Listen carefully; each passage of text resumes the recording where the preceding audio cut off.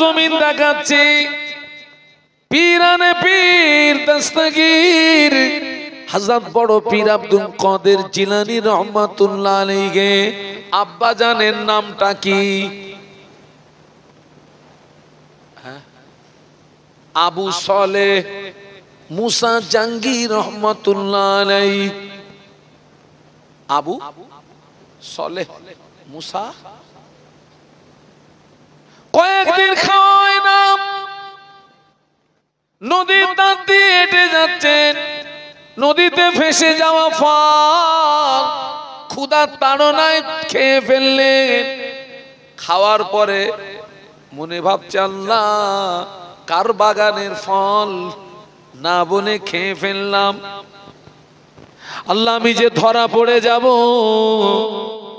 স্রোত যেদিকে যাচ্ছিল তার উল্টো দিকে হাঁটতে শুরু করলেন। এ ফলের বাগান কোথায় তালাশ করতে হবে, বাগান মিলে গেলে মালিক মিলে যাবে। নদীর স্রোতের উল্টো দিকে হাঁটতে শুরু করলেন, ফলের বাগানটা পেয়ে গেলেন, মালিকও পেয়ে গেলেন। মালিককে গিয়ে বলেন, ও আল্লাহর বান্দা, আমি কয়েকদিন ক্ষুধার্ত ছিলাম, আপনার বাগানের ফল নদীতে ভেসে যাওয়া ফল আমি তুলে খেয়ে ফেলেছি, আমি আপনাকে না বয়ে খেয়ে ফেলেছি। আপনি যদি মাফ না করেন আল্লাহ আমায় মাফ করবে না। আমি আপনার কাছে ক্ষমা চাইতে এসেছি, আপনি আমাকে আল্লাহর হস্তে মাফ করে দিন। বাবা প্রবাদে একটা কথা আছে, মানুষে কি চেনে তাও জানেন না? মানুষে মানুষ চেনে, আর একটাই চেনে কচু। ওর নাম আর বললাম না। এই পবিত্র জায়গায় মানুষে মানুষ চেনে, আর একটাই চেনে কচু গো।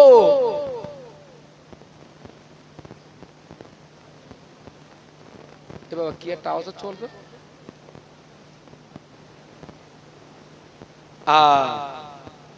বাগানের মালিক যিনি, তিনিও ছিলেন আল্লাহ পাকের ওলিয়ে কামেল বান্দা। সুবহানাল্লাহ বলুন।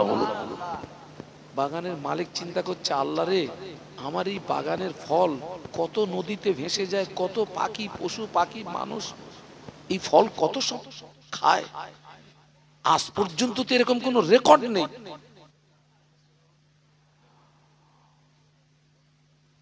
আজ পর্যন্ত তো এরকম কোন রেকর্ড নেই যে কেউ আমার এই ফল, আপনার নদীতে ভেসে যাওয়া ফল খেয়ে আমার কাছে মাপ চাইতে এসেছে। উনি চিনতে পেরেছেন, মানুষ চিনতে পেরেছেন। উনি একটু পেঁচ দিয়ে দিলেন, বাবা মাপ হবে বাবা, তবে ক্ষমা চাইতে গেলে, ক্ষমা পেতে গেলে দুটি শর্ত। এক নাম্বার, এই বাগানে 12 বছর গোলামি করা লাগবে। কত বছর? আচ্ছা আপনাদের এই যে রবিউল মাওলানা সাহেব, রবিউল ইসলাম সাহেব আমার ক্লাসমেট, আমরা 11 বছরই মানে এক ঘরে আমরা জীবন যাপন করেছি। এখন মনে করুন মাওলানা সাহেবের ওইরকম একটা ফলের বাগান থেকে আমি একটা ফল না বলে খেয়ে ফেলেছি। খেয়ে মাওলানা সাহেবকে বলছি, মাওলানা সাহেব না বলে খেয়ে ফেলেছি, মাফ করে দেন। মাওলানা সাহেব যদি বলে যে হুজুর 1 বছর আমার বাড়ি গোলামি করা লাগবে, দুমদাম মারামারি হবে না? হবে না? হ্যাঁ, তোর ক্ষমা।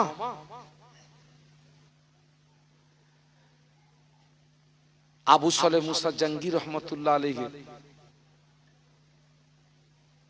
তিনি 12 বছর গোলামি করাতে রাজি হয়ে গেলেন। একটু মহব্বতে বলুন। কারণ টার্গেট হচ্ছে মালিক যদি মাপ না করে আল্লাহ মাপ।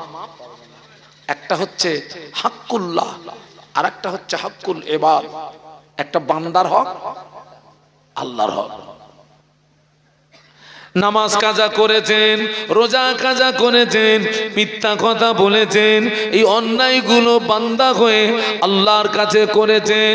গভীর রাত নিশুতি রাতে ওই গুনার জন্য যদি বিশুদ্ধ অন্তরে তওবা করেন, আল্লাহর কাছে ক্ষমা চান, আল্লাহ পাক মাফ করে দেবে। কিন্তু আপনি অপরাধ করেছেন বান্দার কাছে, ক্ষমা যদি চান আল্লাহর কাছে, আল্লাহ পাক ওই গুনাহ কি মাফ করবে নাকি?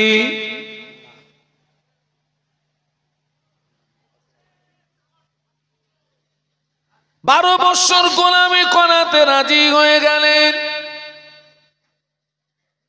দ্বিতীয় নাম্বার শর্ত হলো, আমার একটা মেয়ে আছে, যে মেয়েটা চোখে দেখতে পায় না, কানে শুনতে পায় না, কথা বলতে পারে না, হাত দুটো যা ঠিক নাই, পা দুটো যা ঠিক নাই, এমন একটা মেয়েকে বিয়ে করা লাগবে। সিনে মে গে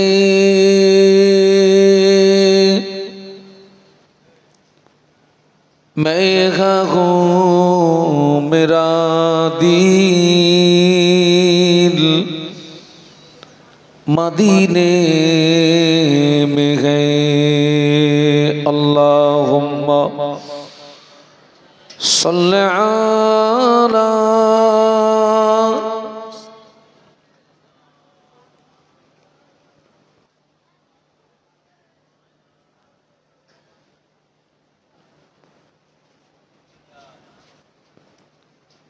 कलेमा संगेर साथी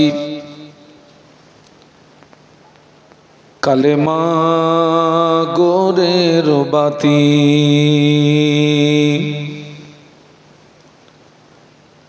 कलेमा बिना नाई को गति पढ़ो कलेमा दिवा राती बोलुन ला इलाहा इल्लल्लाह।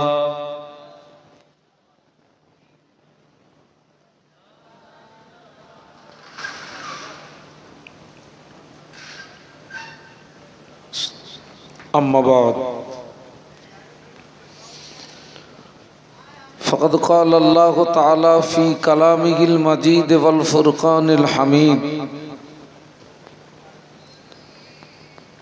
बिस्मिल्लाहिर रहमानिर रहीम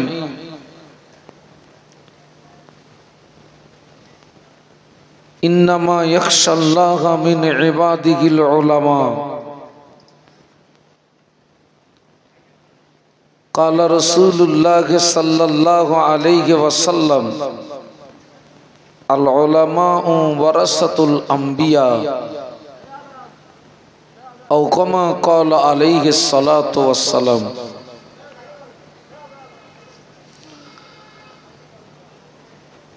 सम्मानीय आजकेर सम्मानीय तालपुकुर माद्रासार बात्सरिक इसाले सब महफिलेर सुयोग्य सभापति साहेब, सम्मानीय उलामा हजरत, सम्मुखे उपविष्ट भद्र महोदयगण, पर्दार आड़ाले अवस्थिता आम्मा एवं बोनेरा,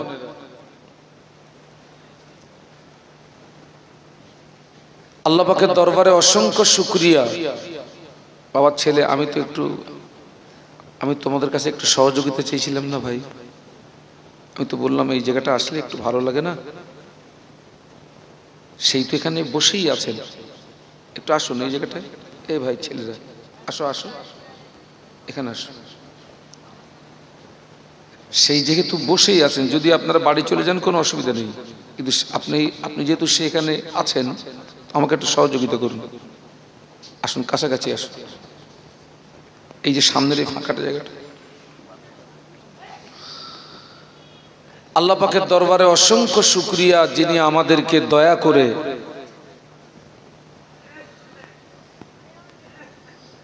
রাতের আরামকে হারাম করে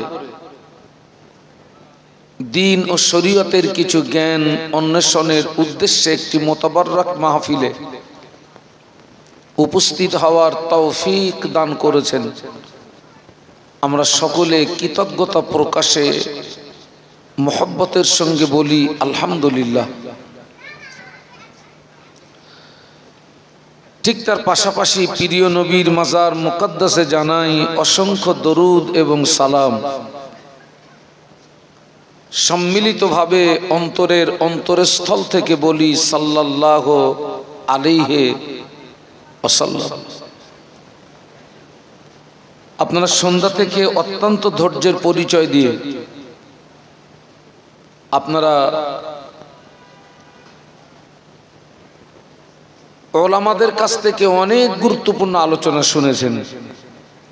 আপনারা বিশেষত আমার ভাই মাওলানা সাইফুল্লাহ সাহেবের পথ শুনেছেন এবং আপনারা তার হাতে এই প্রতিষ্ঠানের জন্য আপনারা দুহাত ভরে দান করেছেন। আমি দোয়া করি আল্লাহ পাক সকলের দান এবং সকলের ওয়াদা আল্লাহ কবুল করুন। আমরা বলি আল্লাহুম্মা আমিন। আমি আপনাদেরকে খুব বেশিক্ষণ বিরক্তি বোধ করব না, খুব স্বল্প সময়ে দুটো কথা বলে আমি জানি না আমার পরে আর কেউ আছেন কিনা, তাহলে আমি শেষ। আজকের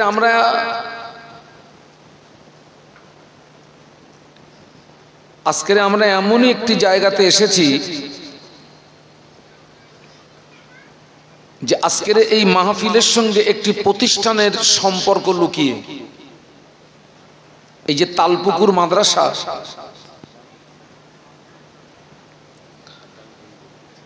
আজকের মাহফিল হচ্ছে মাদ্রাসার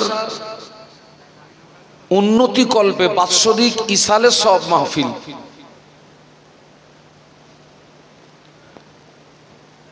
আমরা যে প্রতিষ্ঠানে এসেছি এই প্রতিষ্ঠান হচ্ছে আলেম তৈরি হওয়ার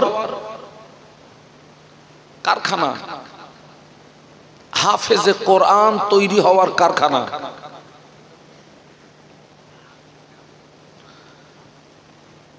আল্লাহ পাক কোরআন শরীফের ভিতরে বলেছেন ইন্নামা ইয়াখশাল্লাহা মিন ইবাদিহিল উলামা।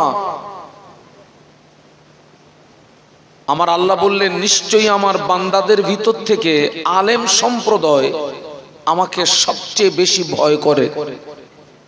একটু বলুন সুবহানাল্লাহ। আল্লাহ রাসূল বলেছেন আল উলামা ওয়ারাসাতুল আম্বিয়া। আলেম সম্প্রদায় হচ্ছে নবীদের ওয়ারিস।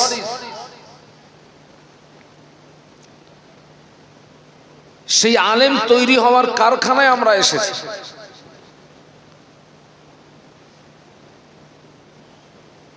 হাফেজ তৈরি হওয়ার কারখানায় আমরা এসেছি।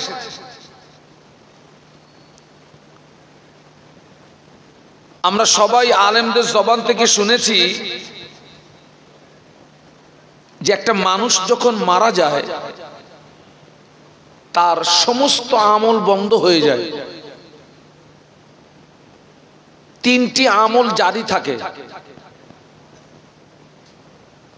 কালা নবী সাল্লাল্লাহু আলাইহি ওয়াসাল্লাম ইদা মাতাল ইনসানু ইনকাতা আনহু আমালুহু ইল্লা মিন সালাসাতিন ইল্লা মিন সাদকাতিন জারিয়া।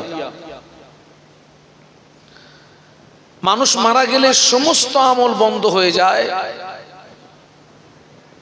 তিনটে আমল বন্ধ হয় না।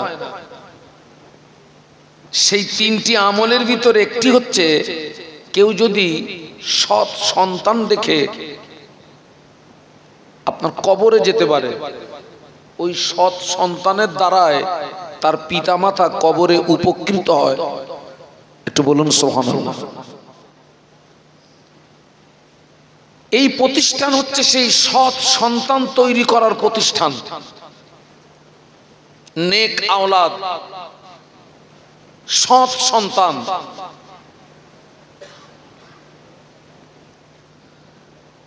একটা সৎ সন্তানের এত দাম, একটা সৎ সন্তানের এত মর্যাদা,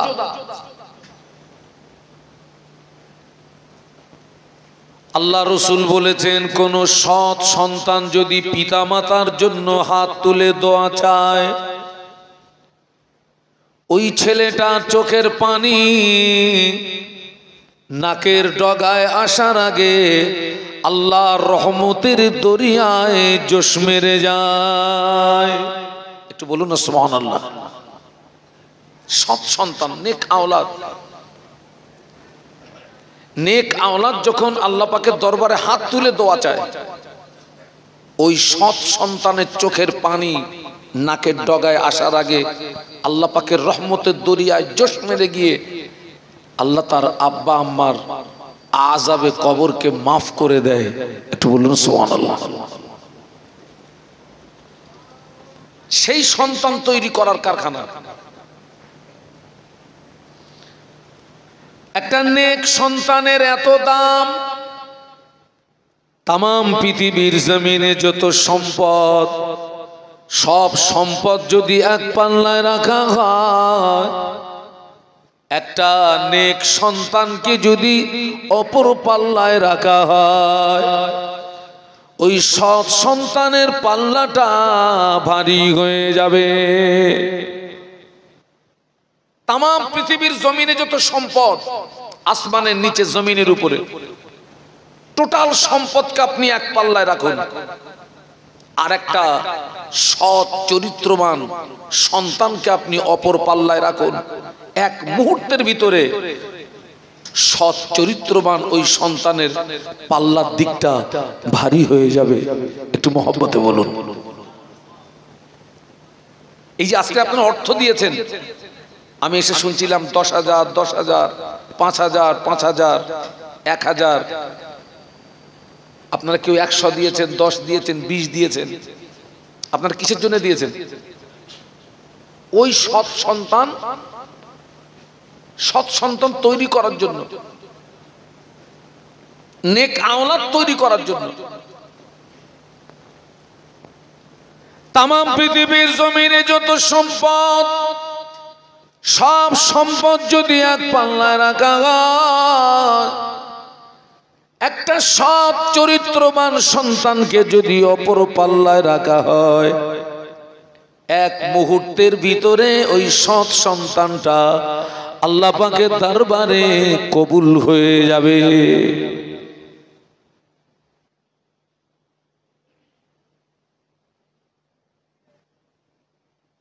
আমি আপনাদেরকে একটা সৎ আপনার পরামর্শ দেব। আপনার ছেলেকে আলেম বানান, হাফেজ বানান, মেয়েকে আলেমা বানান, হাফেজা বানান। আমার সবচেয়ে দুঃখ হয়,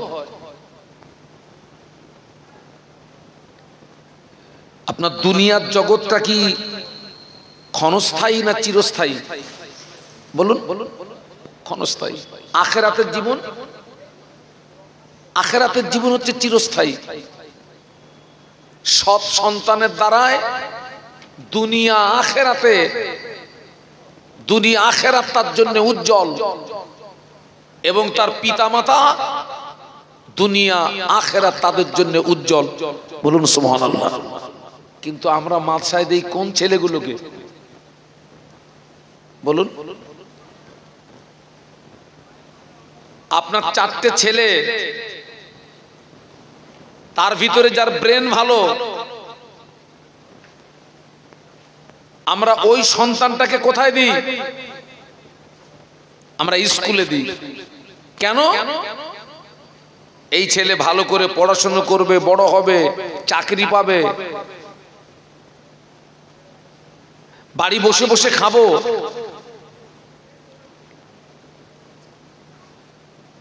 কিন্তু আমি বলতে চাচ্ছি, এমন সন্তান তৈরি করতে হবে যে সন্তানের দ্বারাই আমি পিতা দুনিয়ায় যেন লাভবান হই, আখিরাতেও যেন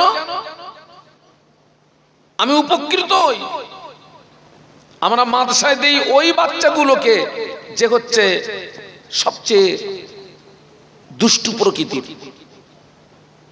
বাপ মা তাকে মোটে আওতায় আনতে পারছে না, বাউন্ডারির ভিতরে আনতে পারছে না, কবজার ভিতরে আনতে পারছে না, কোথায় দে বাবা, দে মাদ্রাসায় দিয়ে।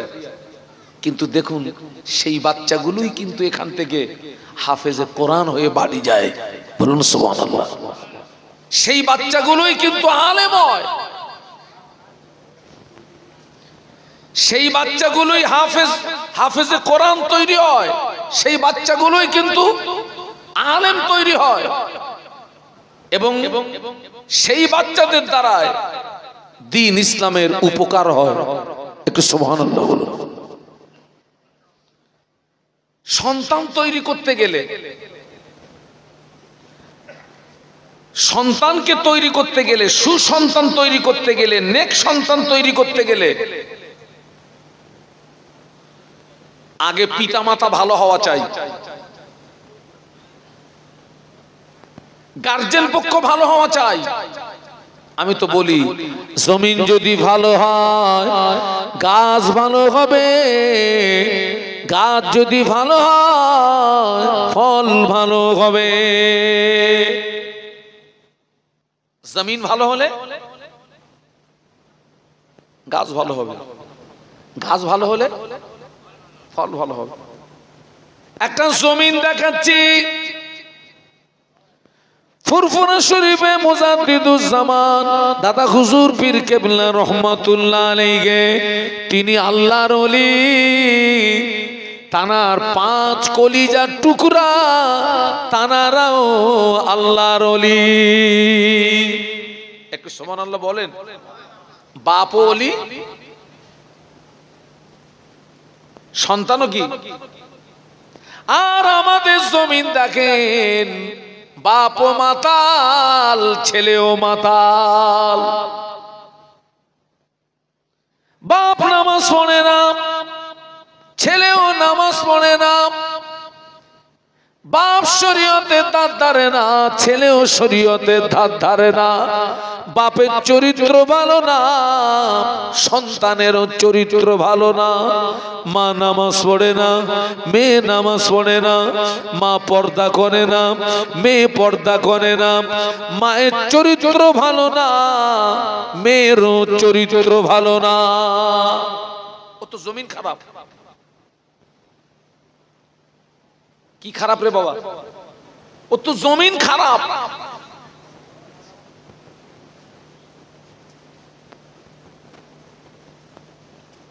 চার ইমামের এক ইমাম, ইমাম শাফি রহমাতুল্লাহ আলাইহির আম্মা জান একদিন রাতে একটা স্বপ্ন দেখে ফেললেন। ওনার পেটের ভিতর থেকে একটা আলো বেরিয়ে ওই আলোটা আসমানের দিকে উঠে গেল। ওই আলোটা আসমানের দিকে উঠে গেল এবং ওই আলোতে গোটা আসমানটা আলোকিত হয়ে গেল। ইমাম শাফি রহমাতুল্লাহ আলাইহি, চার ইমামের এক ইমাম। বাবা মযহাব কটা?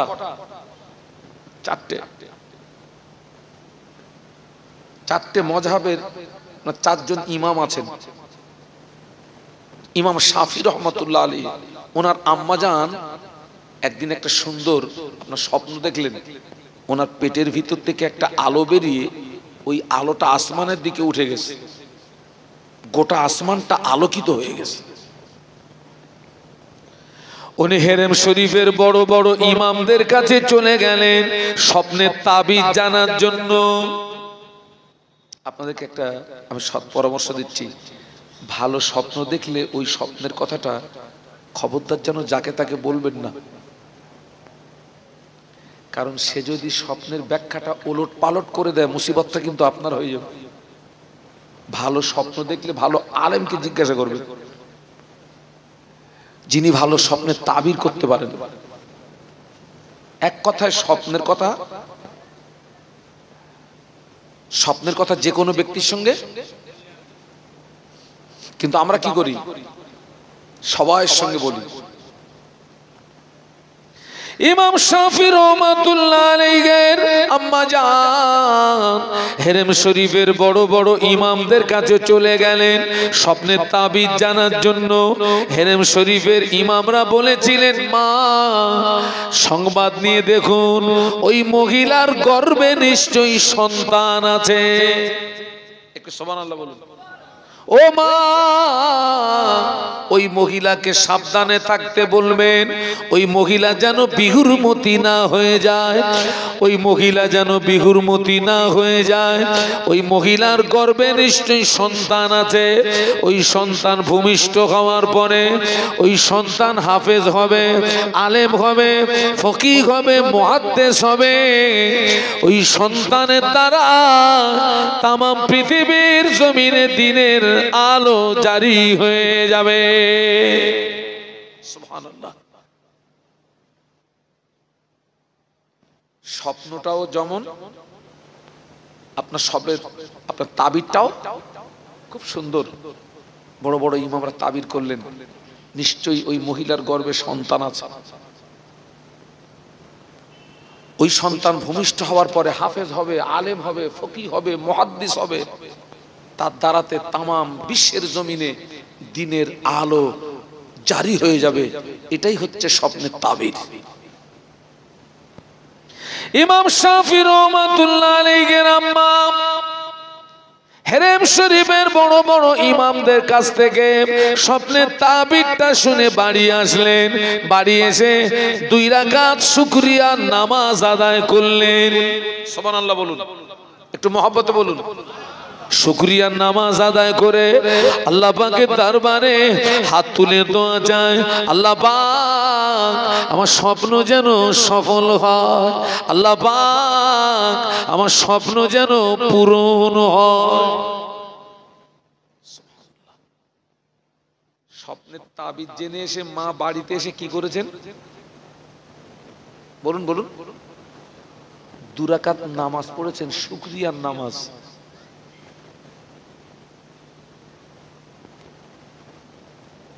আমাদের সব মায়েরা নামাজ পড়ে,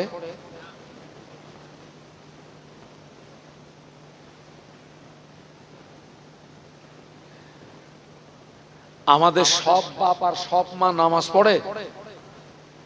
তো ওই জমিন থেকে কি আসবে? আপনি ওই জমিন থেকে কি আশা করতে পারেন? অনেক মহিলা যে সারা বৎসরের ভিতরে আল্লাহর জমিনে একটা সেজদা দেয় না।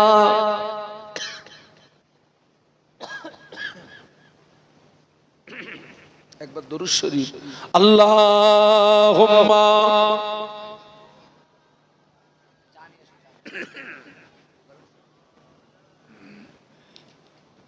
একটু কি আওয়াজ বাড়ানো যায়? এখন তো খুব রাত হয়নি ভাই। আল্লাহু আকবার। না,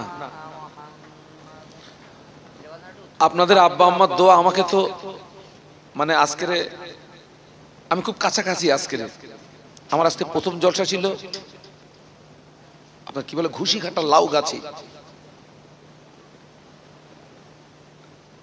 মানে আজকের 2টো জলসা কাছাকাছি। গত রাতের আমার জলসা ছিল আপনার লক্ষ্মীকান্তপুর ঢোলা থেকে আপনার জুবাই লস্কর থেকে আরো 7 কিলোমিটার। জায়গাটার নাম হচ্ছে 14 নম্বর হিসামাবাদ। সময় ছিল 9টা 11টা।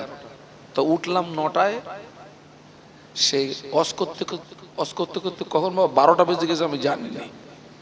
নামলাম 12টায়। আর একটা জলসা দাওয়াত ছিল ডায়মন্ড হারবার, আমার টাইম ছিল 2:30টায়। ওরা আমাকে তুললো আমাকে 3টে, নামলাম 6টায়, মাঝখানে ফজরের নামাজ। বাড়ি এসছি তখন একদম রাইট 10টা বাজে। আর আমি তো কোনো দাওয়াত বাড়ি খাই না। তো আমার সকাল হোক আর দুপুর হোক আমি সেই বাড়ির থেকে খেয়ে বেরোই আর বাড়ি এসে খাই। তো আল্লাহ পাকের শান, আমি যখন সকাল আপনার 5:30 6টায় যখন ওয়াজ করছি, তো সেই সমস্ত আপনার শ্রোতাদের দরুদ শরীফ পড়ার জাজবা, এমনি দুর্বল বক্তা সবল হয়ে যাবে। একটু মহব্বতে পড়ি না, আল্লাহুম্মা সাল্লি আলা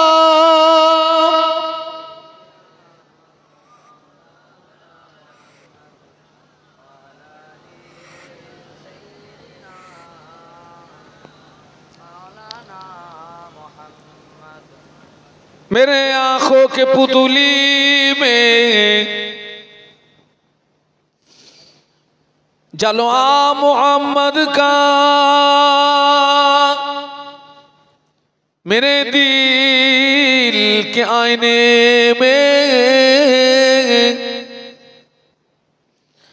नक्शा है मोहम्मद का। कोई जन्नत में जाएगा, कोई दोज़ख में पहुंचेगा। मदीने की तरफ दौड़ा दीवाना मोहम्मद का। अल्लाहुम्मा मोहब्बत शम्स।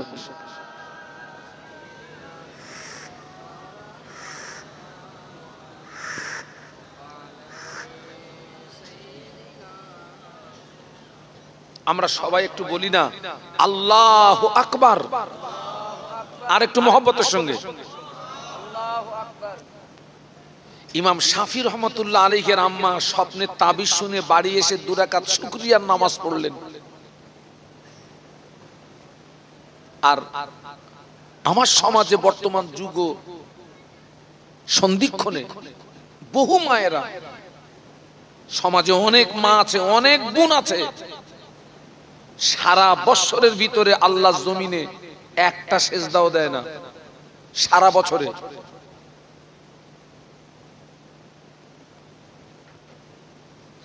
ইমাম শাফি রহমাতুল্লাহ আলাইহির আম্মা 2 রাকাত শুকরিয়ার নামাজ পড়ে নামাজের পাটিতে বসে দোয়া চায়, আল্লাহ পাক আমার স্বপ্ন যেন সফল হয়, আল্লাহ পাক আমার স্বপ্ন যেন পূরণ হয়।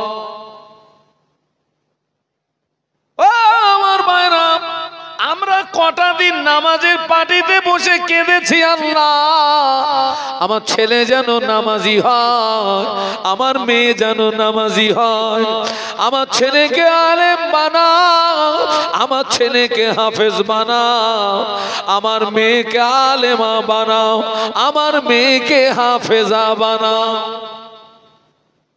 বাপ হয়ে আমরা কদিন আল্লাহ পাকের দরবারে দোয়া করেছি, আল্লাহ তুমি আমার ছেলেকে আলেম বানাও, আল্লাহ তুমি আমার ছেলেকে হাফেজ বানাও, আল্লাহ আমার মেয়েকে আলেমা বানাও, আল্লাহ আমার মেয়েকে হাফেজা বানাও।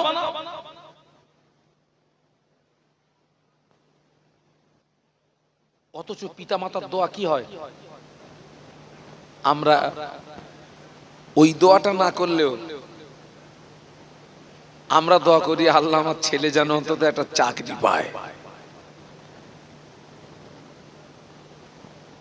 টার্গেটটা কোন দিকে?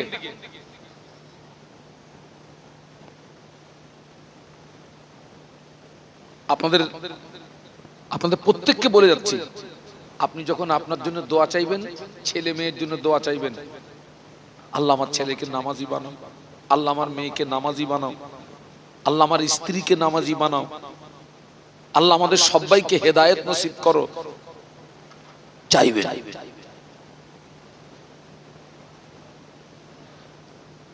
ইমাম শাফি রহমাতুল্লাহ আলাইহির আম্মা দোয়া চাইতে চাইতে সময় হয়ে গেল, আল্লাহ পাক একটা সন্তান দিলেন। দোয়া চাইতে চাইতে সময় হয়ে গেল, আল্লাহ একটা সন্তান দিলেন। ওই ছেলেটা 10 বছরের ভিতরে পূর্ণ 30 পারা কোরআনের হাফেজ হয়ে গেল। সুবহানাল্লাহ। মা দোয়া চাইতে চাইতে সময় হলো, কিসের সময় হলো? মা দোয়া চাইতে চাইতে বাচ্চা প্রসবের সময় হলো।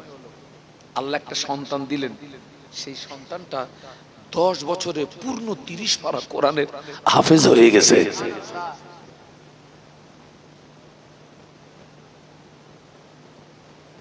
ইমাম শাফি রহমাতুল্লাহ আলাইহি 10 বছর বয়সে কোরআনের হাফেজ হয়ে গেলেন।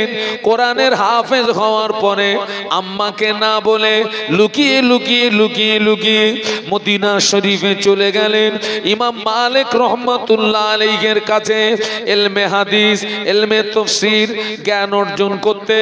ওখান থেকে চলে গেলেন বাগদাদ শরীফে ইলমে ফিকহের জ্ঞান অর্জন করতে।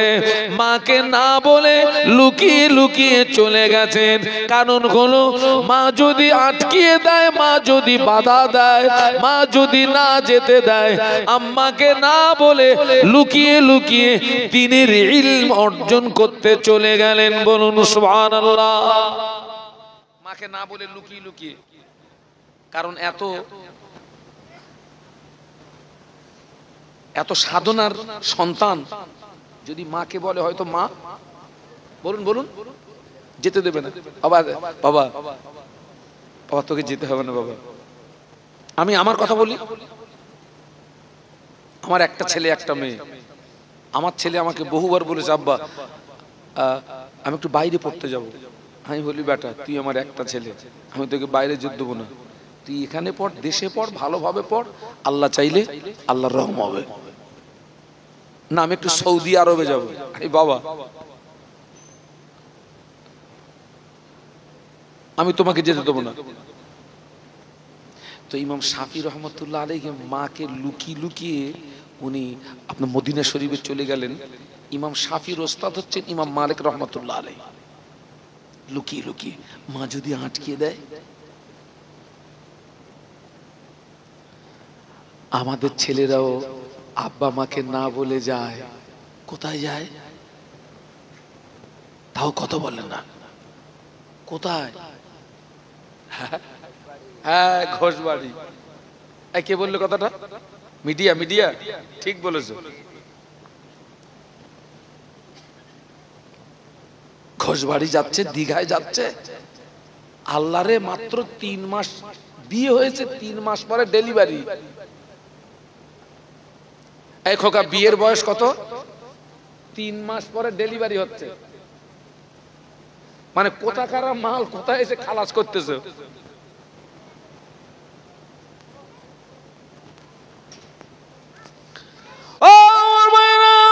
ইমাম শাফি রহমাতুল্লাহ আলাইহি আম্মাকে না বলে লুকিয়ে লুকিয়ে মদিনা শরীফে চলে গেলেন। মা সন্তান পাচ্ছে না। আমাদের মায়েরা যদি ছেলে মেয়ে না পায়, আগে যায় তদবির কারকের বাড়ি। কে বাবা কার বাড়ি? হুজুর পাচ্ছিনি। হুজুর একটু মাথাটা নিচু করে খানিকক্ষণ চুপ থেকে বলছে, মাল তো অনেক দূর চলে গেছে, উপায় আনা যাবে কিন্তু খরচ বেশি হবে। পুরো ভণ্ডামি একদম। আচ্ছা তুই খানিকক্ষণ চুপ করতে গিয়ে অনেক দূর চলে গেছে, তুই কি করে জানতে পারলি? আরে ভণ্ডামি করার কি আছে? এমনি আল্লাহর কালাম আছে, হারিয়ে গেলে তার তদবির আছে, তদবিরটা করে দে। পুরো বর্ডার পার, পাকিস্তান বর্ডার। এ বাবা হচ্ছে না হচ্ছে না? হ্যাঁ পুরো ভণ্ড একদম। ইমাম শাফি রহমতুল্লাহ আলাইহির আম্মা সন্তান পাচ্ছে না, কোথাও যাননি। উজু করে নামাজের পাটিতে চলে গেলেন। সুবহানাল্লাহ বলুন। কোরআন শরীফে সূরা ফাতিহায় পড়ি, ইয়াকা নাবুদু ওয়া ইয়াকা নাস্তাঈন। একটু বল না ভাই আল্লাহু আকবার। এ তো 3:30টার আওয়াজ দিলেন ভাই। একটু জবান খুলে বলি আল্লাহু আকবার। আরো আওয়াজ তুলুন, বলুন আল্লাহু আকবার। ইয়াকা নাবুদু ওয়া ইয়াকা নাস্তাঈনের বাংলা মানে কি? আল্লাহ আমরা খাস করে তোমারই ইবাদত করি এবং সমস্ত প্রকার সাহায্য তোমারই কাছে চাই। সুবহানাল্লাহ বলুন।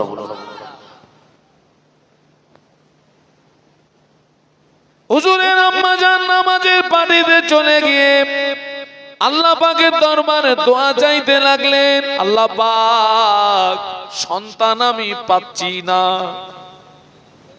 আমার সন্তান যেখানেই তাক জমিনে আছে আল্লাহ আমি সন্তান আপনার উপরে হাওলা করলাম, তবে আমি মা হয়ে দোয়া চাই, আল্লাহ পাক আমার স্বপ্ন যেন সফল হয়, আমার স্বপ্ন যেন পূরণ হয়, আমার ছেলে যেন আলেম হয়, আমার ছেলে যেন মুহাদ্দিস হয়, ফকিহ হয়, আমার সন্তানের দ্বারাই যেন তামাম পৃথিবীর জমিনে দ্বীনের আলো জারি হয়ে যায়।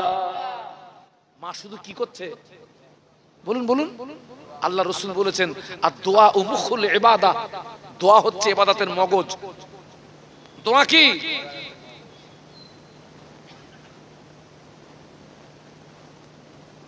আল্লাহু আকবার। ইমাম শাফি রহমতুল্লাহ আলাইহি মদিনা শরীফে গিয়ে ইমাম মালিক রহমতুল্লাহ আলাইহির কাছ থেকে ইলমে হাদিস, ইলমে তাফসীরের জ্ঞান অর্জন করলেন। ওখান থেকে বাগদাদ ইলমে ফিকহের জ্ঞান অর্জন করলেন। ওখান থেকে আবার ইমাম মালিক হুজুরের কাছে এসেছেন। এই মাঝখানে লম্বা একটা সময় চলে গেছে, সন্তানের সঙ্গে মায়ের কোনো দেখা নেই।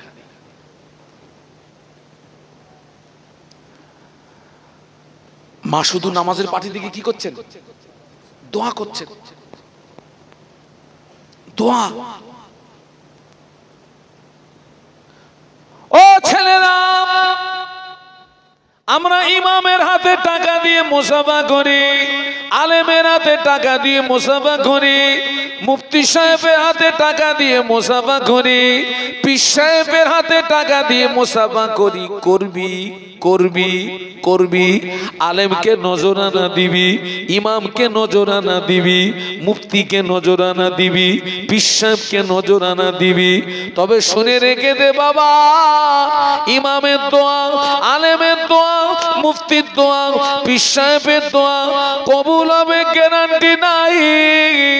পিতামাতা যদি দোয়া চায়, ওই দোয়াটা সরাসরি আল্লাহ পাকের দরবারে কবুল হয়ে যায়।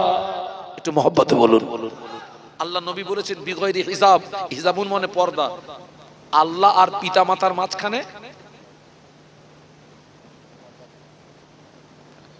আমার জীবনের সর্বপ্রথম আমি প্লেনে উঠে আপনার মাহফিলে গেছিলাম আহমেদাবাদে, শুধু মুসাফা করে পেয়েছিলাম ৩২,০০০ টাকা।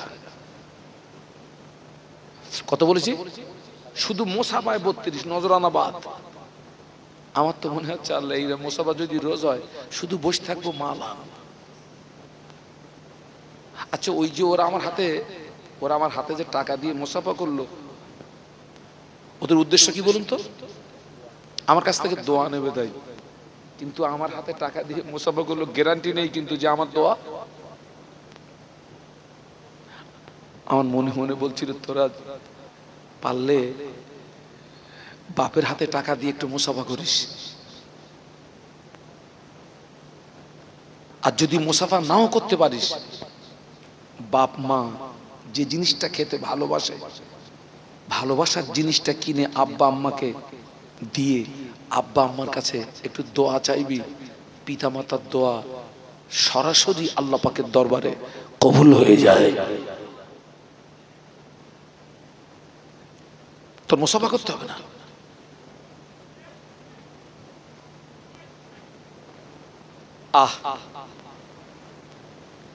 ইমাম শাফি রহমাতুল্লাহ আলাইহি দীর্ঘদিন পরে ইমাম মালিক রহমাতুল্লাহ আলাইহির কাছ থেকে ছুটি নিয়ে বাড়ি আসতেন। দীর্ঘদিন অতিবাহিত হয়ে গেল, মা বেটাকে পায় না, শুধু দোয়া করে আল্লাহ পাক আমার স্বপ্ন যেন সফল হয়, আল্লাহ পাক আমার স্বপ্ন যেন পূরণ হয়, আমার ছেলে যেন আলেম হয়, আমার ছেলে যেন মুহাদ্দিস হয়, ফকিহ হয়, আমার সন্তানের দ্বারাই যেন তামাম পৃথিবীর জমিনে দ্বীনের আলো জারি হয়ে যায়। ইমাম শাফি রহমাতুল্লাহ আলাইহি ছুটি নিয়ে আসছেন। ইমাম মালিক রহমাতুল্লাহ আলাইহি বলছে বাবা ছেলে এতদিন পরে বাড়ি যাবে বাবা, খালি হাতে যাবে বাবা না।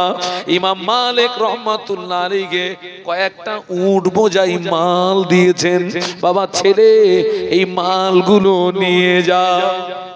এতদিন পরে বাড়ি যাবে তো একেবারে খালি হাতে যাবে? তো ইমাম মালিক রহমাতুল্লাহ আলাইহি আপনার কয়েকটা উট বোঝাই কি দিয়েছেন? মাল। বাবা এই মালগুলো নিয়ে বাড়ি যা বাবা। ইমাম শাফি রহমাতুল্লাহ আলাইহি কয়েকটা উট বোঝাই মাল নিয়ে ঘরের দরওয়াজায় হাজির। আম্মাকে সালাম দিলেন। মা ঘরের ভিতরে, ছেলে ঘরের বাইরে। সালাম দিয়ে বলে, আম্মা জান আমি আপনার সন্তান এসেছি মা, দরওয়াজা খুলে দিন মা। মা সালামের জবাব দিয়ে বলে, বাবা ছেলে এতদিন পরে ফিরে এসেছো, শুকরিয়া আল্লাহর দরবারে। তবে একটা কথা জিজ্ঞাসা করি বাবা, এতদিন পরে এসেছো কি নিয়ে এসেছো? আম্মা জান আমি কয়েকটা উট বোঝাই মাল এনেছি মা, আমি কয়েকটা উট বোঝাই মাল এনেছি মা।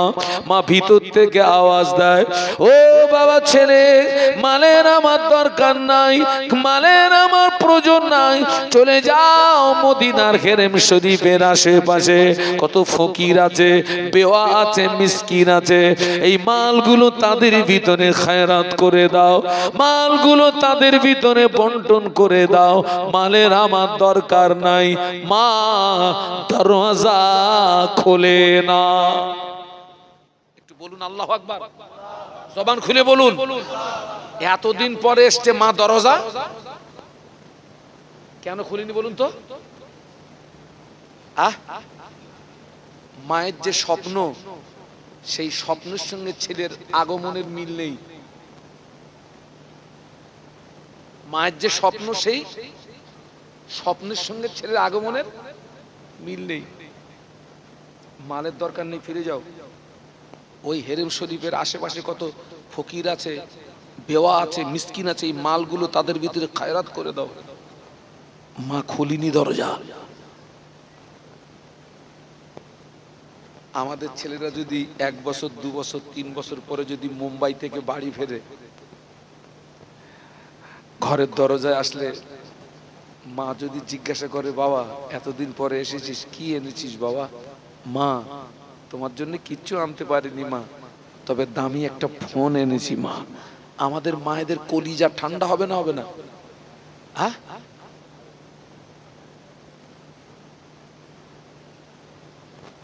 কিতনা মহিলার জীবন যে ফোনে নষ্ট হচ্ছে, আর এই ফোনে যে কিতনা কট লাইন চলতেছে। খোকা,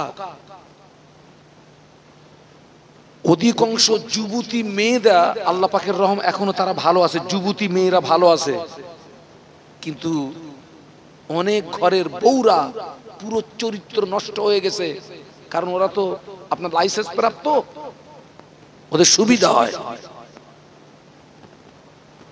আল্লাহ তো ঘোরাচ্ছে, ঘুরে তো দেখছি কিতনা মাল ইধার উধার হো গায়া। এই বাস্তব বলছি না বাস্তব বলছি? ওই সর্বনাশ হয়েছে মোবাইলে।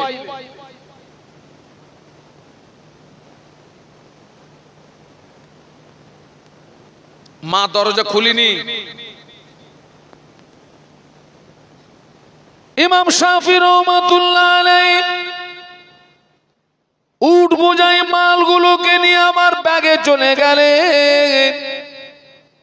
হেরেম শরীফের আশেপাশে ফকির মিসকিন বেওয়াদের মাঝখানে ওই মালগুলো বিলিয়ে দিলেন,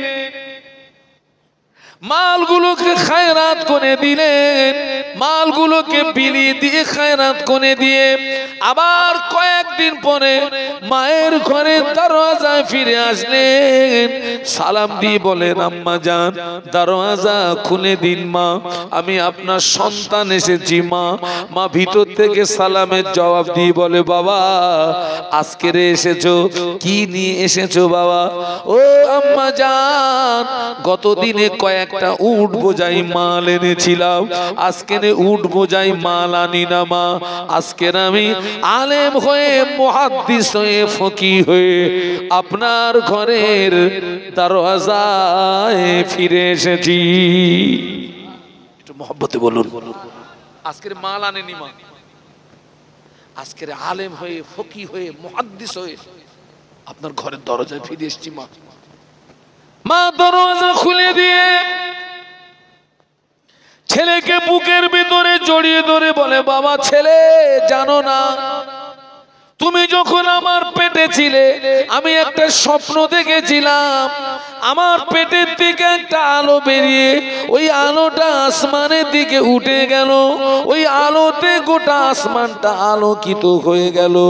আমি হেরেম শরীফের ইমামদের কাছে তাবিজ জানতে গিয়েছিলাম, তারা বলেছিলেন মা ওই মহিলার গর্ভে নিশ্চয়ই সন্তান আছে, ওই সন্তান ভূমিষ্ঠ হওয়ার পরে হাফেজ হবে, আলেম হবে, ফকিহ হবে, মুহাদ্দিস হবে, ওই সন্তানের দ্বারায় তামাম পৃথিবীর জমিনে দিনের আলো জারি হয়ে যাবে।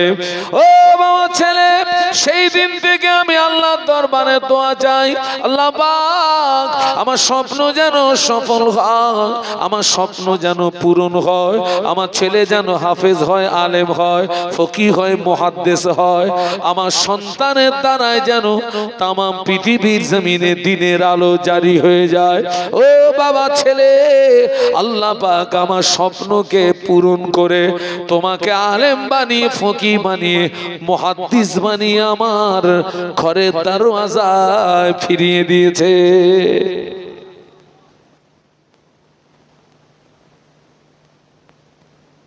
সেই জন্য বলছি জমিন ভালো হলে, মনে নেই, গাছ ভালো হবে, গাছ ভালো হলে ফল। আজকের আমাদের সমাজের অধিকাংশ জমিন নষ্ট হয়ে গেছে, তার মানে বাপ মার চরিত্র নষ্ট হয়ে গেছে। সুসন্তানটা আসবে কি করে? এখন যা আসছে অধিকাংশ সব কুসন্তান। কি সন্তান গো? কুসন্তান।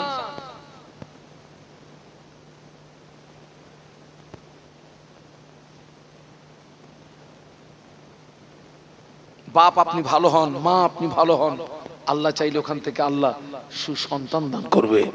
সুবহানাল্লাহ বলুন।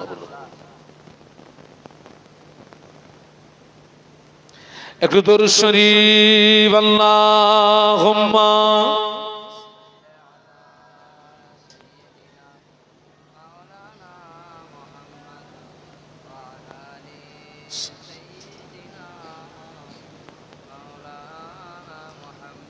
मेरे आंखों के पुतली में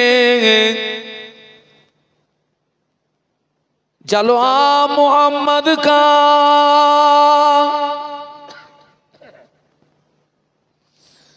मेरे दिल के आईने में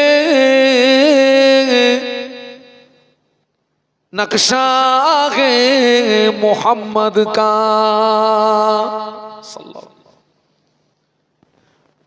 कोई जन्नत में जाएगा,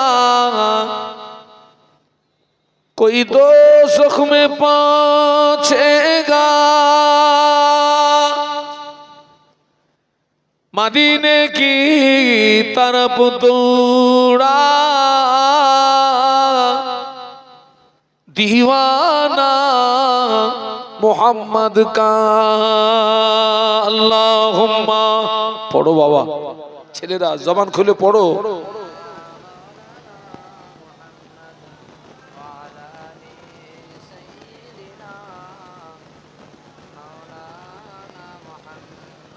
मुझे नाज है अपनी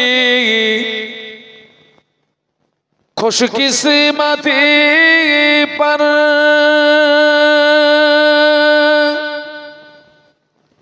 मेरे हाथ में गए दामने मुस्तफा की, नगम गए फुआर का न तूफा का परवा, मैं डूबूंगा फिर भी किनारा करूंगा। अल्लाहुम्मा पढ़ो बाबा।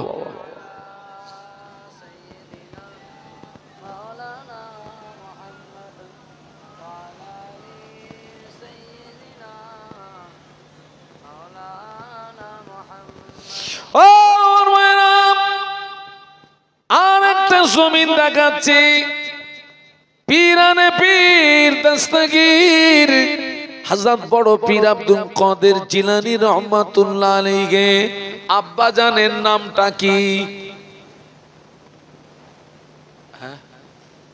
আবু সালেহ মুসা জাহাঙ্গীর রহমাতুল্লাহ আলাইহি। আবু সালেহ মুসা কয়েকদিন খাওয়ায় না, নদীর ধার দিয়ে হেঁটে যাচ্ছেন, নদীতে ভেসে যাওয়া ফল ক্ষুধার তাড়নায় খেয়ে ফেললেন। খাওয়ার পরে মনে ভাবছে আল্লাহ কার বাগানের ফল, না বলে খেয়ে ফেললাম, আল্লাহ আমি যে ধরা পড়ে যাব। স্রোত যেদিকে যাচ্ছিল তার উল্টো দিকে হাঁটতে শুরু করলেন। এ ফলের বাগান কোথায় তালাশ করতে হবে, বাগান মিলে গেলে মালিক মিলে যাবে। নদীর স্রোতের উল্টো দিকে হাঁটতে শুরু করলেন, ফলের বাগানটা পেয়ে গেলেন, মালিকও পেয়ে গেলেন। মালিককে গিয়ে বলেন, ও আল্লাহর বান্দা, আমি কয়েকদিন ক্ষুধার্ত ছিলাম, আপনার বাগানের ফল নদীতে ভেসে যাওয়া ফল আমি তুলে খেয়ে ফেলেছি, আমি আপনাকে না বয়ে খেয়ে ফেলেছি।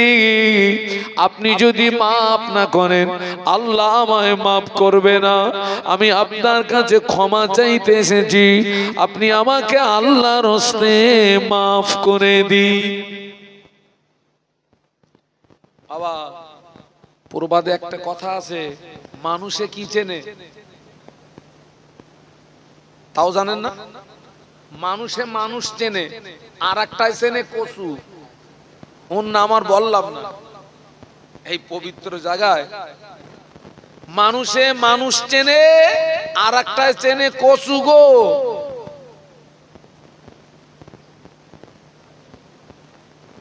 বাবা কি একটা আওয়াজ চলবে?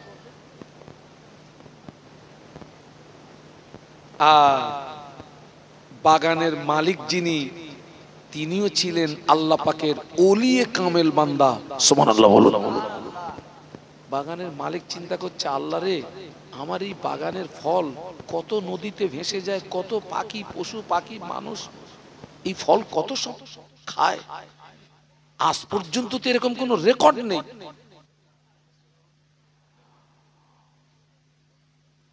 আজ পর্যন্ত তো এরকম কোনো রেকর্ড নেই যে কেউ আমার এই ফল, আপনার নদীতে ভেসে যাওয়া ফল খেয়ে আমার কাছে মাপ চাইতে এসেছে। উনি চিনতে পেরেছেন, মানুষ চিনতে পেরেছেন। উনি একটু পেঁচ দিয়ে দিলেন, বাবা মাপ হবে বাবা, তবে ক্ষমা চাইতে গেলে, ক্ষমা পেতে গেলে দুটি শর্ত। এক নাম্বার, এই বাগানে 12 বছর গোলামি করা লাগবে। কত বছর? আচ্ছা আপনাদের এই যে রবিউল মাওলানা সাহেব, রবিউল ইসলাম সাহেব আমার ক্লাসমেট, আমরা 11 বছরই মানে এক ঘরে আমরা জীবন যাপন করেছি। এখন মনে করুন মাওলানা সাহেবের ওইরকম একটা ফলের বাগান থেকে আমি একটা ফল না বলে খেয়ে ফেলেছি, খেয়ে মাওলানা সাহেবকে বলছি, মাওলানা সাহেব না বলে খেয়ে ফেলেছি, মাফ করে দেন। মাওলানা সাহেব যদি বলে যে হুজুর 1 বছর আমার বাড়ি গোলামি করা লাগবে, দুমদাম মারামারি হবে না? হবে না? হ্যাঁ, তোর ক্ষমা।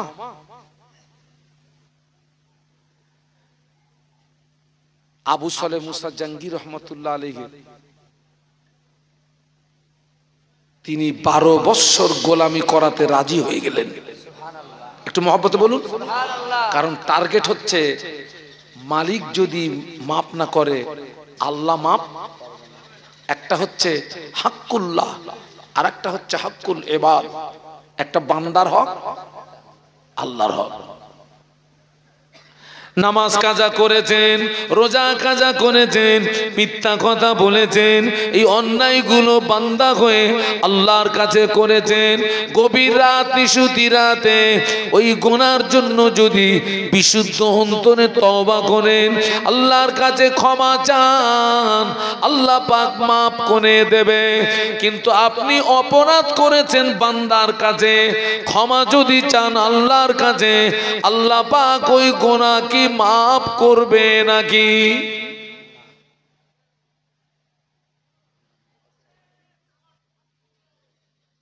বারো বছর গোলামি করাতে রাজি হয়ে গেলেন। দ্বিতীয় নাম্বার শর্ত হলো, আমার একটা মেয়ে আছে, যে মেয়েটা চোখে দেখতে পায় না, কানে শুনতে পায় না, কথা বলতে পারে না, হাত দুটো যা ঠিক নাই, পা দুটো যা ঠিক নাই, এমন একটা মেয়েকে বিয়ে করা লাগবে। আচ্ছা খোকা, ও যা মেয়ের বর্ণনা দিয়েছে, আমাদের সমাজের ছেলেদের যদি ওইরকম মেয়ের বর্ণনা দিয়ে বলা হয় 22 লাখ দেবো, হ্যাঁ বলবে বাবা আমারও টাকার দরকার নেই।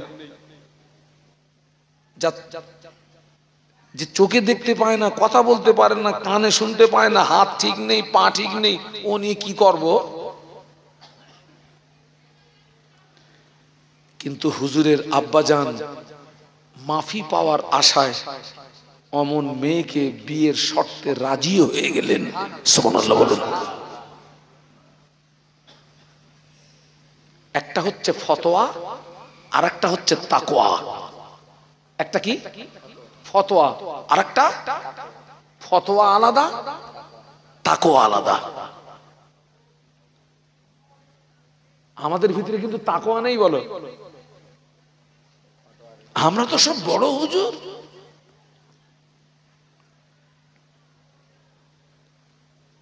আব্বা যদি এই হয় তো সন্তান কি হবে? আবু সালেহ মুসা জাহাঙ্গীর রহমাতুল্লাহ আলাইহি যদি এই হন, পীরানে পীর দস্তগীর হযরত বড় পীর আব্দুল কাদের জিলানী রহমাতুল্লাহ আলাইহি, হুজুরের আম্মা জান ছেলেকে ডাকে বাবা আব্দুল কাদের, ও বাবা আব্দুল কাদের, যাও বাবা মক্তবে যাও, আল্লাহর কোরআন শিখে এসো। সুবহানাল্লাহ বলুন। যাও বাবা আল্লাহর কোরআন শিখে এসো। আজকের আমরা অধিকাংশ আমরা ছেলে মেয়েকে মক্তবে পাঠাই না। আপনার মক্তবটা হচ্ছে প্রাথমিক শিক্ষা, প্রাইমারি শিক্ষা। আপনার ছেলে ডাক্তার হোক, মাস্টার হোক, উকিল হোক, ইঞ্জিনিয়ার হোক, পাইলট হোক, তবে কোরআনের শিক্ষাটা বাদ দিয়ে নয়। আল্লাহ রাসূল বলেছেন, তলাবুল ইলমি ফারিদাতুন আলা কুল্লি মুসলিমিন ওয়া মুসলিমা, প্রত্যেকটা মুসলিম নরনারীর জন্য দ্বীনের ইলম অর্জন করা কি ফরজ। কতটা ইলম অর্জন করা ফরজ?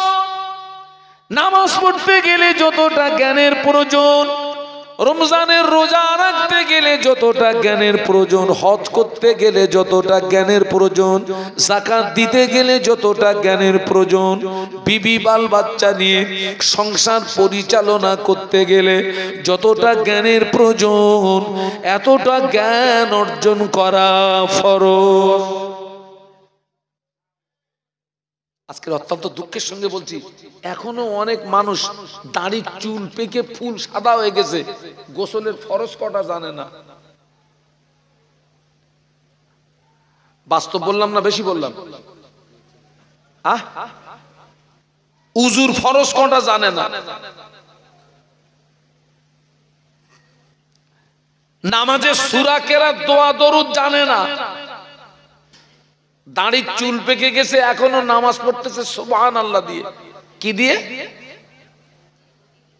সুবহানাল্লাহ। নামাজ চলে ততদিন ধারাবাহিকতার সঙ্গে নামাজের সূরা কেরাত, দোয়া দরুদ, মাসলা মাসাইল শিখতে সময় লাগে যতদিন, তার বেশি সুবহানাল্লাহ দিয়ে নামাজ হবে না। তুমি তো সারা জীবন সুবহানাল্লাহ দিয়ে চালিয়ে দিলে। বাবা, কোরআন ছাড়া নামাজ হয়? শতকরা কত পার্সেন্ট মানুষ কোরআন শরীফ জানে? দুঃখ, আফসোস। তো আমাদের জীবন তো নষ্ট হয়ে গেছে, অন্তত আমাদের সোনার টুকরাদের জীবনটা নষ্ট করবেন না। নেক্সট জেনারেশন, ছেলেকে মেয়েকে আপনার গ্রামের মক্তবে পাঠাবেন, মসজিদের ইমাম সাহেব, মাদ্রাসার হুজুর তাদেরকে পাক না পাক, জায়েজ না জায়েজ, হারাম হালাল, যেটাকে বলা হয় আপনার প্রাথমিক শিক্ষা, প্রত্যেকটা বাচ্চাকে মক্তবে পাঠাবেন।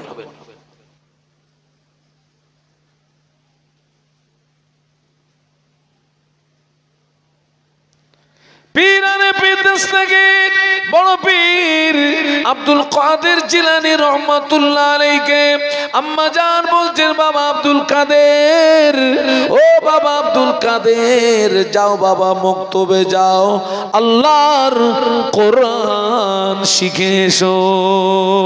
হুজুর মক্তবে চলে গেলেন, শিক্ষক পাশে বসিয়ে বলে, ও বাবা আব্দুল কাদের, আমার সঙ্গে পড়ো, আউযু বিল্লাহি মিনাশ শাইতানির রাজিম, বিসমিল্লাহির রহমানির রহিম, আলিফ বে তে সে জিম হে খে কিম, আলিফ বা তা সা জিম হা খা।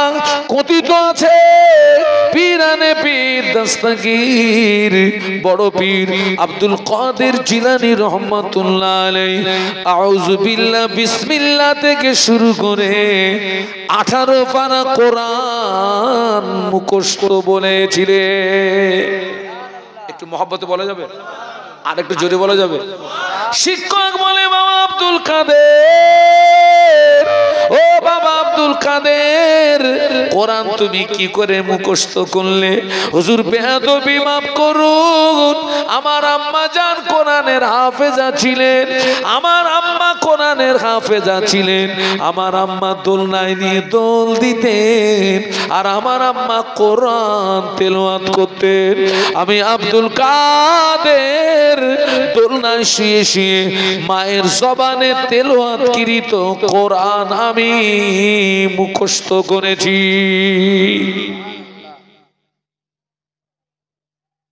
মা কোরআনের হাফেজা, ছেলে কোরআনের। আল্লাহ নবী বলেছেন উতলুবু মিন উতলুবু ইল, আল্লাহ নবী বললেন উতলুবু মিনাল ইলম, আল্লাহ নবী বললেন উতলুবুল ইলমা মিনাল মাহাদি ইলাল্লাহ। জ্ঞান অর্জনের সময় হলো দোলনা থেকে শুরু করে কবরে যাওয়ার আগ পর্যন্ত। আমাদের সমাজে অধিকাংশ মায়েরা দোলনা থেকে বাচ্চাদের বিষাক্ত ইনজেকশন পুশ করে, মায়েরা দোলনায় দোল দেয়, মা গান বলে, ছেলেকে মেয়েকে দোলনায় নিয়ে দোল দেয় আর গান বলে। ওর মাও গানের হাফেজ, মেয়েও গানের হাফেজ। আমি ওই মায়েদের বলবো, মা দোলনায় বাচ্চাদেরকে নিয়ে গান বলবেন না, বরং আপনি কলেমা পড়ুন, লা ইলাহা ইল্লাল্লাহ, লা ইলাহা ইল্লাল্লাহ, লা ইলাহা ইল্লাল্লাহ, লা ইলাহা ইল্লাল্লাহ। কলেমা পড়তে থাকুন, দেখবেন আল্লাহ চাইলে আপনার ওই ছেলে মেয়ের জবান দিয়ে একদিন কলেমা জারি হয়ে যাবে। গান বলো না মা, কলেমা বলো।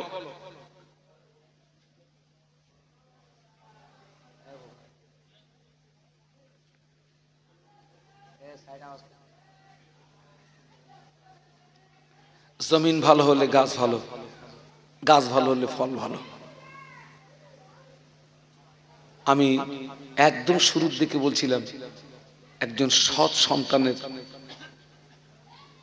এত দাম। আসমানের নিচে জমিনের উপরে যত সম্পদ এক পাল্লায়, সৎ সন্তান অপর পাল্লায়। সৎ সন্তানের পাল্লা কি হবে বলছিলাম? ভারী হয়ে যাবে। এত দাম। এবং সৎ সন্তানের দ্বারা পিতামাতা দুনিয়া আখিরাতে উপকৃত হয়।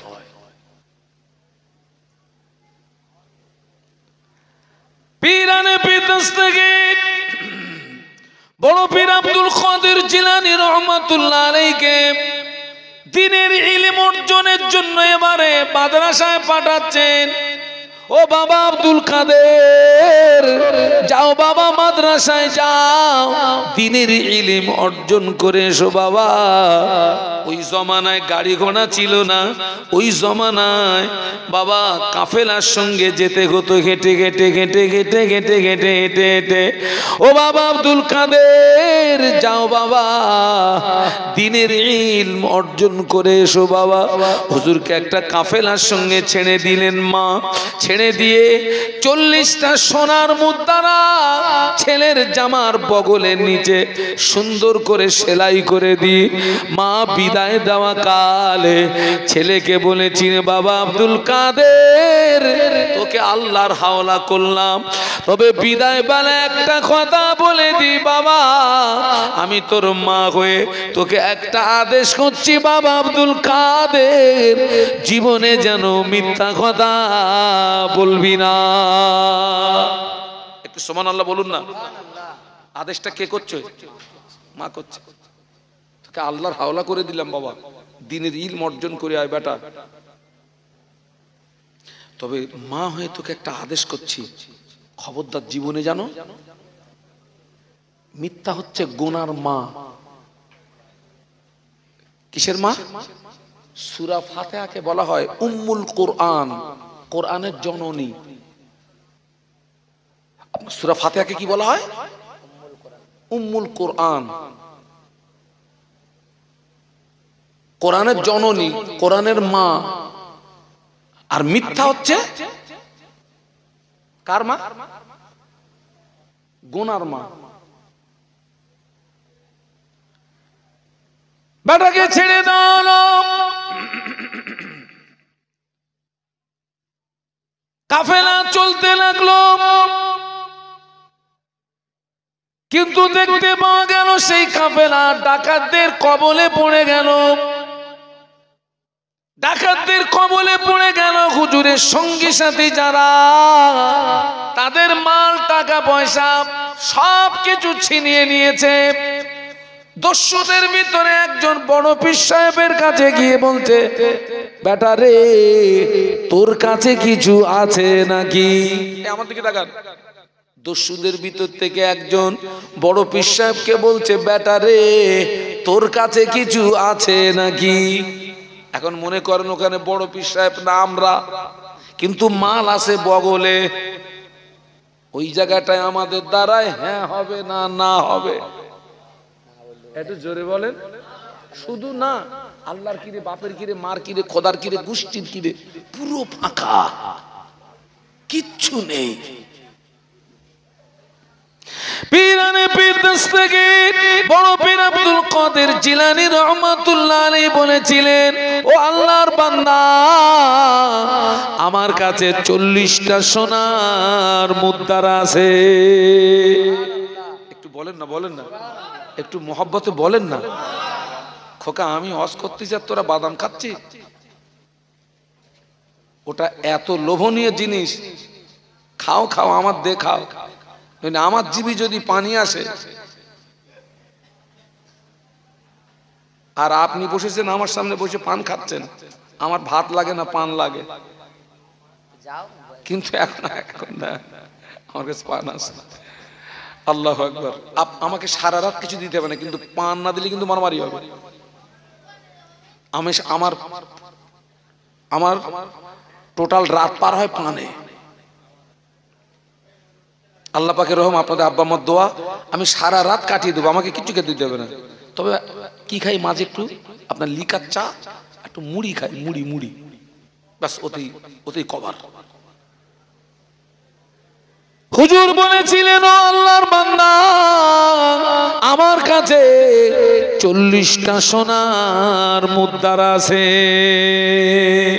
একটু সুবহানাল্লাহ বলুন। একটু মহব্বতে বলুন সুবহানাল্লাহ।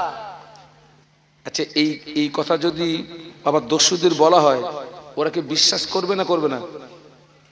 বিশ্বাস করবে না। সে বেটা চলে গেল, আর এক বেটা আসলো, এই তোর কাছে কিছু আছে? একই কথা, 40টা সোনার মুদ্রা। সংবাদটা গেল দস্যুদের হেডের, যে হেড লিডার, এই বাচ্চাটার কাছ থেকে এরকম একটা বার্তা আসছে। কি ব্যাপার বলুন তো? এই বাচ্চাটাকে আমার কাছে ডাকো। দস্যুদের লিডার বড় বিশ্বাসকে ডেকে বলেন, ও বাবা ছেলে, তোর কাছে কিছু আছে নাকি বাবা? হুজুর বলেছিলেন, ও আল্লাহর বান্দা, আমার কাছে 40টা সোনার মুদ্রা আছে। কোথায় আছে বাবা? হুজুর হাতটা উঁচু করলেন, বগল দেখালেন, আমার এই দেখেন এখানে। বলে, বাবা তুমি তো জানো আমরা দস্যু, আমরা দস্যু, আমরা দস্যু ডাকাত। তুমি কেন এটাকে গোপন করলে না? কেন ওটাকে লুকালে না? ও আল্লাহর বান্দা, আমার মা আমাকে বিদায় দেওয়া কালে, আমার মা আমাকে বিদায় দেওয়া কালে একটা আদেশ আমায় করেছিলেন, বাবা আব্দুল কাদের, জীবনে যেন মিথ্যা কথা বলবি না। আমি জানি আপনারা ডাকাত দস্যু লুটপাট করছেন, তবু ওই কঠিন মুসিবতে মায়ের আদেশ অমান্য করতে পারলাম না। দস্যু লিডারের ব্রেন খুলে গেল, ব্যাটারে তুই কঠিন মুসিবতে মায়ের আদেশ অমান্য করতে পারলি না, আর আমি জীবনে আমার আল্লাহর কত হুকুম অমান্য করলাম। ও আল্লাহর বান্দা ছেলে, আমার জ্ঞানের চোখ খুলে গেছে বাবা, আর নয়। হাতটা বাড়িয়ে দে, আমাকে একটু তওবা করিয়ে দে। দস্যুদের লিডার হুজুরের হাতে হাত দিয়ে তওবা করে পরে তিনিও আল্লাহর ওলি হয়ে গেলেন।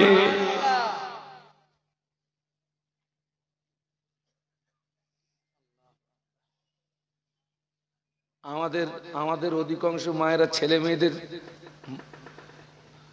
আপনার মিথ্যা কথা শেখায় না, শেখায় না। আব্বা আব্বা ফোন করেছে, এই খোকা তোর মা কোথায় রে? ওর মা তখন এমন এক জায়গায়, বললি স্বামী মারবে, তা বলতেছে, বল তোর মা রান্না করে।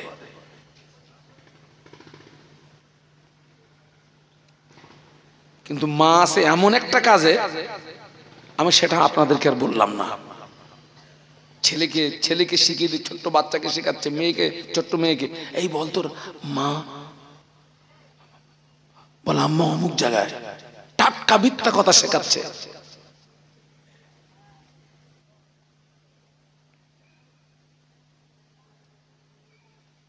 আমি কোন কথা বলতে বলতে এই পর্যন্ত এসেছিলাম। আজকে আমরা এমন একটা জায়গাতে এসেছি যেখানে আলেম তৈরি করার কারখানা, হাফেজে কোরআন তৈরি হওয়ার কারখানা, এবং এখানেই তৈরি হয় ওই সৎ সন্তান। কি সন্তান? সৎ সন্তান, নেক আওলাদ। যে সৎ সন্তানের দ্বারাতে পিতামাতা দুনিয়া আখিরাতে উপকৃত হয়। লাফাকরা, এটা অহংকার না। আমি এখানে ওয়াজ করছি, আমার আব্বা মা কবরে, আমি যে ওয়াজ করছি এই সওয়াবটা আগে আমার আব্বা আম্মার নামায় আমলে আল্লাহ পৌঁছে দিচ্ছেন। সুবহানাল্লাহ বলুন। আমি কোরআন তেলাওয়াত করব, আমার আব্বা মা সওয়াব পাবে। আমি হজ করব, আমার আব্বা মা সওয়াব পাবে। আমি দান করব, আমার আব্বা মা সওয়াব পাবে।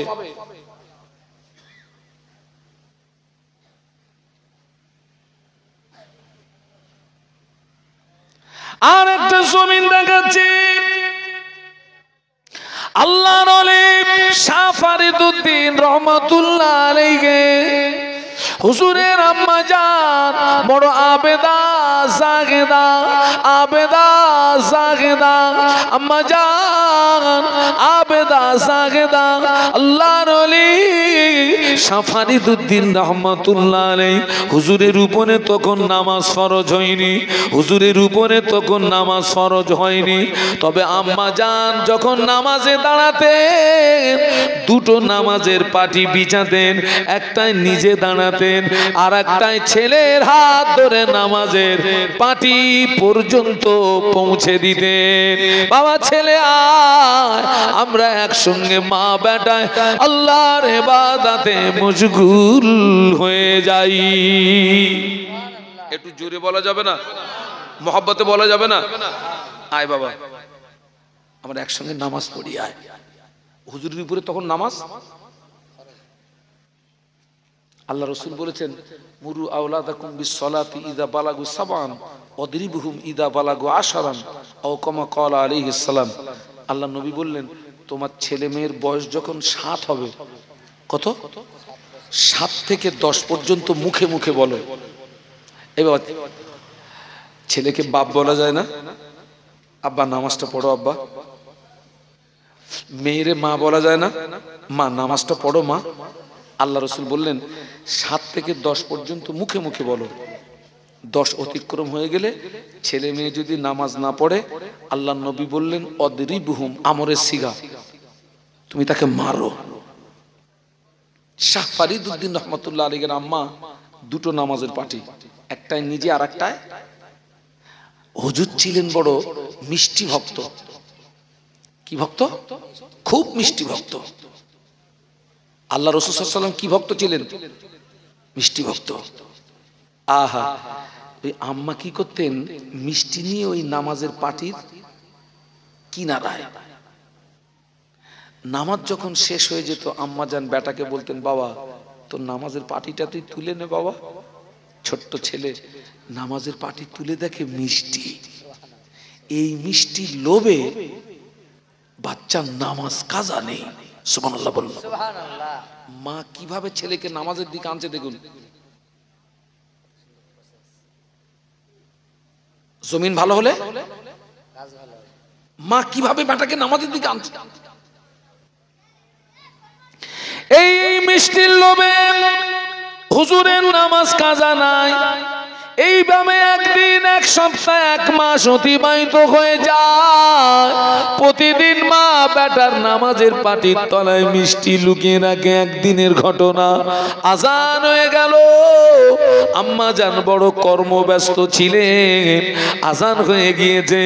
আজকের মা জানে না বেটা একা একা একা একা নামাজের পাটি বিছিয়ে আল্লাহ নামাজে মশগুল হয়ে গেলে। একটু মহব্বতে। আজকের একা একা মা কর্মব্যস্ত, মা খবর রাখে না। মা তো প্রতিদিন আপনার নামাজের পাটি বিছিয়ে দেয় মিষ্টি। আজকের মা খবর রাখে না, একা একা নামাজের মশাল্লা বিছিয়ে।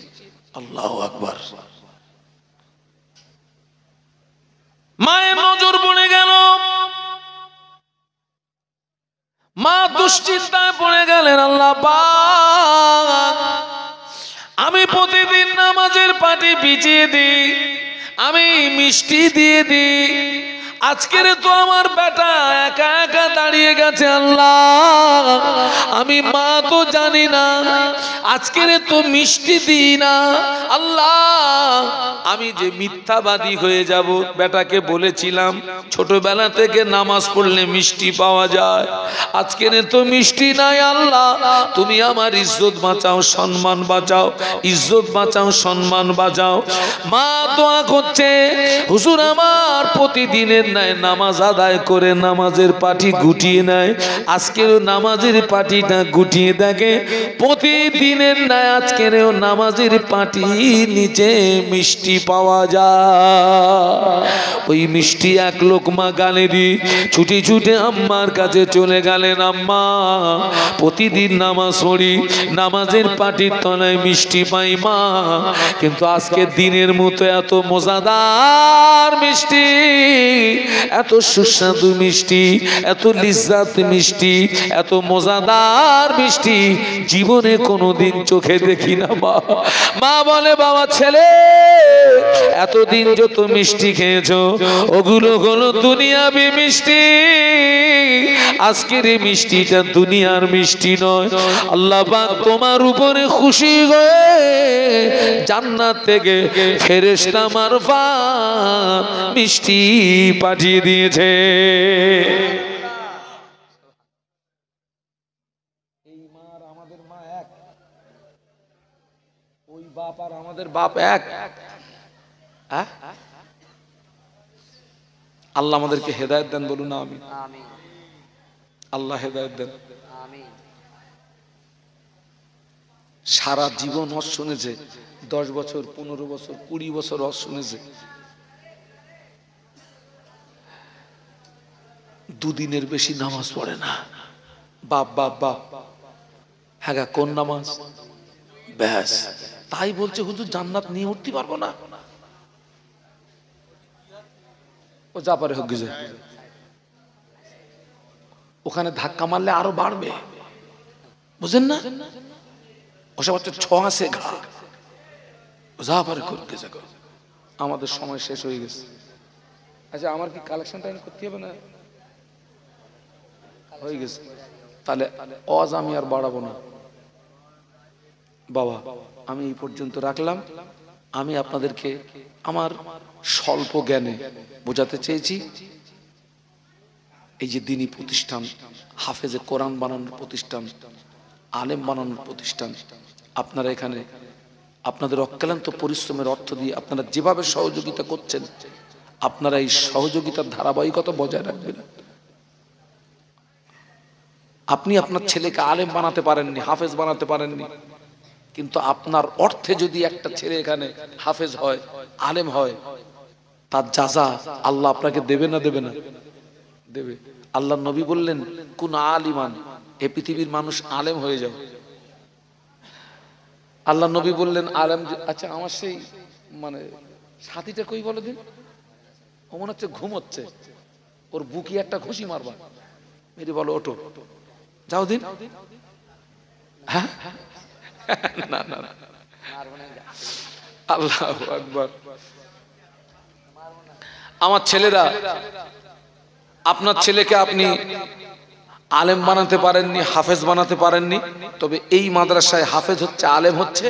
আল্লাহ, আপনি 1000 কি 100 কি 500 কি 10,000 টাকা দিয়ে আপনি এই প্রতিষ্ঠানকে সহযোগিতা করছেন, মানে ওই ছেলেটা আলেম হবে, তার যাজা, তার বদলা আপনিও পাবেন, বলুন সুবহানাল্লাহ। যাক, আল্লাহ আমাদের সকলকে খাতেমা বিল খায়ের নসিব করেন, বলুন আল্লাহুম্মা আমিন। আমি মানুষ, ভুল হওয়া স্বাভাবিক, ভাষাগত ভুল ত্রুটি ক্ষমা করবেন। আর সবাইকে বলে যাচ্ছি, 5 ওয়াক্ত নামাজটা পড়বেন, ছেলেকে নামাজের কথা বলবেন, মেয়েকে নামাজের কথা বলবেন, স্ত্রীকে বলবেন, আর শ্বশুর যদি কেউ থাকেন, শ্বশুর বৌমাটার একটু সামলাবেন। কারে? বৌমা।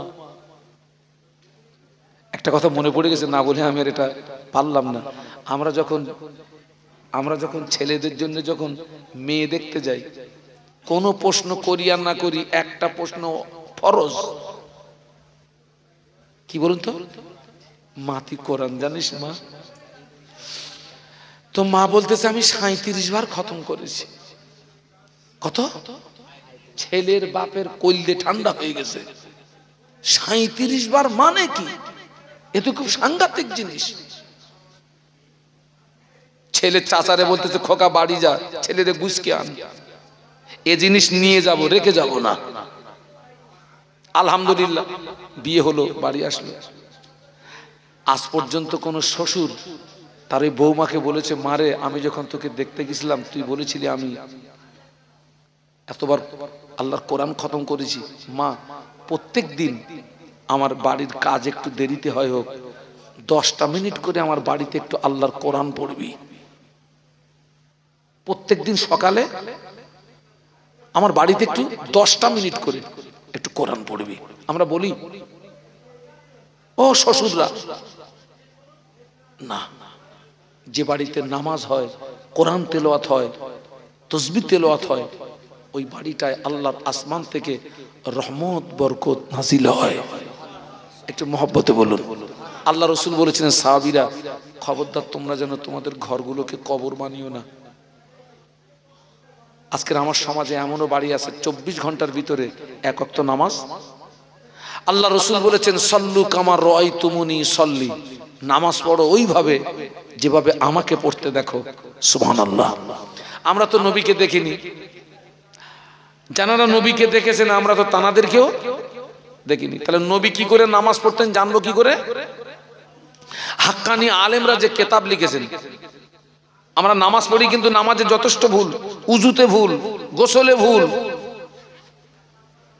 হাক্কানি আলেমরা যে কিতাব লিখেছেন, হাক্কানি আলেম আমাদের বাড়ির পাশেই আল্লাহ দিয়েছেন। মুজাদ্দিদে জামানের প্রধানতম খলিফা আল্লামা রুহুল আমিন রহমাতুল্লাহ আলাইহি, যিনি 18,000 হাদিসের হাফেজ ছিলেন, বলুন সুবহানাল্লাহ। হুজুর বলে গেলেন, আমার কিতাব যার ঘরে থাকবে আমি রুহুল আমিন তার ঘরে রয়ে গেলাম। একটু মহব্বতে বলুন না। আমি একমাত্র, এই তালপুকের ছেলেরা, আমি একমাত্র হুজুরের কিতাব আমি জলসায় জলসায় বিক্রি করি। হাওড়া জেলা, হুগলি জেলা, পূর্ব মেদিনীপুর, পশ্চিম মেদিনীপুর, বাঁকুড়া, মালদা, মুর্শিদাবাদ, নামখানা, আপনার ডায়মন্ড হারবার, আপনার রাজারহাট, ক্যানিং, হাজার হাজার কিতাব আমি বিক্রি করেছি। এই আল্লামা হুজুরের লিখিত নামাজ শিক্ষা, এটা আমি মনে করি এটা একটা দ্বীনি খেদমত। এবং হুজুরের কিতাব বিক্রি করলে তার একটা রুহানি দোয়া পাওয়া যাবে। এর প্রিন্ট আপনার 70 টাকা, আমি এটা 50 টাকা করে বিক্রি করি, 50 টাকা। আজকে তালপুকুরে রিসালে সব এসছেন, বাড়ি যাওয়ার সময় তো খাবার কিনে নিয়ে যাবেন, সারা জীবন তো খাবার নিয়ে গেছেন, আজকের হুজুর একটা কিতাব নিয়ে যান। আমি আমার এই সাথী ভাইকে পাঠাচ্ছি, যদি মন চায় ছেলেরা, যদি এখানে আসতে হবে না, যদি মন চায় যে হুজুরের একটা কিতাব তো আমার বাড়ি নেই, তো হুজুর এনেছেন আমার বাড়ি একটা কিতাব থাক। যারা 5 ওয়াক্ত নামাজ পড়েন, হুজুরের কিতাব পড়ে দেখবেন আপনার নামাজে ভুরি ভুরি ভুল ধরা পড়বে, ভুরি ভুরি ভুল। আল্লাহ আমাদের সকলকে খাতেমা বিল খায়র নসিব করেন। একবার সালাম কিয়াম হয়েছে তো? আচ্ছা, আপনারা সকলে আপনার